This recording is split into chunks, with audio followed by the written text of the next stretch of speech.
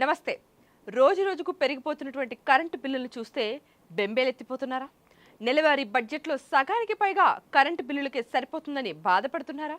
అయితే మీకు ఒక సూపర్ గుడ్ న్యూస్. మీ ఇంటి కరెంటు బిల్లును జీరో చేసుకునే అద్భుతమైన ఉచిత విద్యుత్ పథకాలు ఇప్పుడు అందుబాటులో ఉన్నాయి. అసలు ఈ పథకాలు ఎవరికి వర్తిస్తాయి? వీటిపై ఎలా అప్లై చేసుకోవాలి? ఉచిత విద్యుత్ మీ ఇంటికి ఎలా వస్తుంది? వీటన్నింటిని గురించిన పూర్తి సమాచారం ఇప్పుడు మన ప్రత్యేక కథనంలో చూద్దాం రండి. మనం రోజువారీగా వాడుకునే కరెంటు బిల్లుల భారం నుండి సామాన్యులకు ఉపశమనం కలిగించడానికి ప్రభుత్వాలు రకరకాల ఉచిత విద్యుత్ పథకాలను అమలు చేస్తూనే ఉన్నాయి. ఇందులో భాగంగా చెప్పుకోవాల్సింది గృహజ్యోతి పథకం మరియు పిఎం సూర్యఘర్ ఉచిత బిజిలీ యోజన. గృహజ్యోతి పథకం ద్వారా అర్హులైన ప్రతి కుటుంబానికి ప్రతి నెల 200 యూనిట్ల వరకు ఉచిత కరెంటును అయితే అందజేస్తున్నారు. అంటే మీరు నెలకు 200 యూనిట్ల కంటే తక్కువ కరెంటు వాడితే మీకు వచ్చే బిల్లు పూర్తిగా సున్నా అవుతుంది.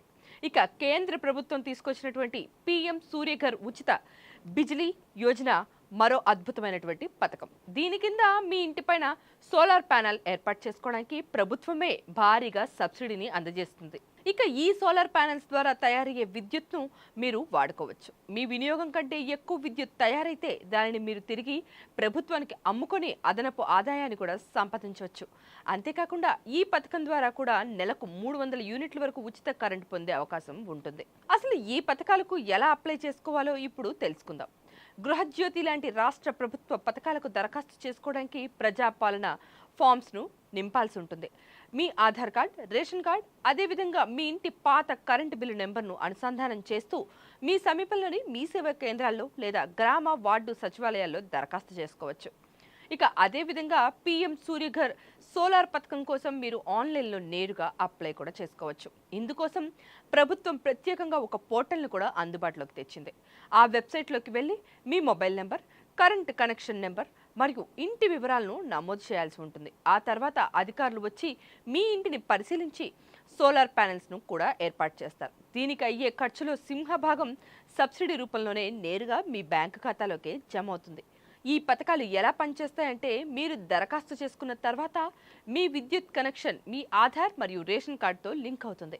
ఇక ప్రతి నెల మీ ఇంటికి వచ్చే లైన్మెన్ మీ మీటర్ రీడింగ్ను స్కాన్ చేసినప్పుడు మీ వినియోగం నిర్దేశిత యూనిట్ల లోపల గనుక ఉన్నట్టయితే ఆటోమేటిక్గా మీ బిల్లు సున్నాగా మారిపోతుంది. చూశారు కదా, ప్రభుత్వాలు అందజేస్తున్నటువంటి ఈ ఉచిత విద్యుత్ పథకాలు వాడుకుంటే మీ ఇంటి కరెంటు బిల్లుల భారం శాశ్వతంగా తప్పిపోతుంది. ఇంకెందుకు ఆలస్యం? వెంటనే మీ అర్హతలను సరిచూసుకొని ఈ పథకాలకు అప్లై చేసుకోండి.